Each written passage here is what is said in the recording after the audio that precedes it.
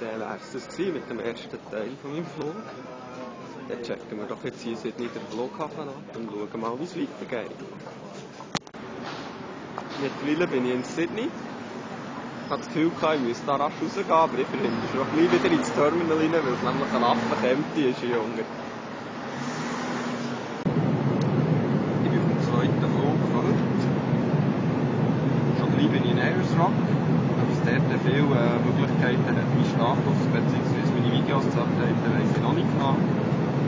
Allerdings ist mir aufgefallen, dass ich heute eine Nostalgie habe bekommen, als ich in diesem Flüger bin gestanden und die Cockpit-Türe zuerst offen war. Es ist mir nämlich wieder in den Sinn gekommen, wie ich vor mehr als 20 Jahren auf einem Transatlantikflug ins Cockpit einen Pilot auf der Chance sitzen und eine Kurve steuern.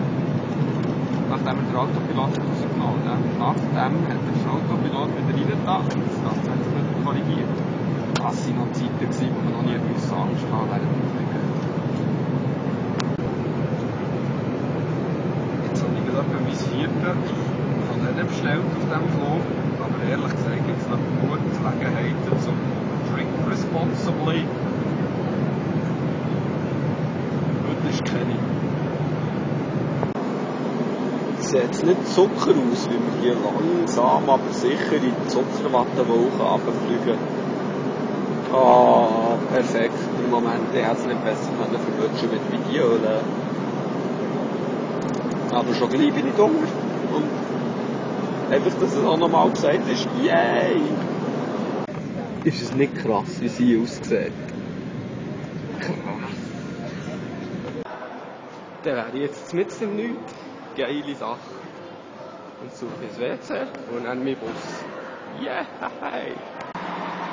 So, jetzt bin ich offiziell mehr oder weniger am Arsch der Welt.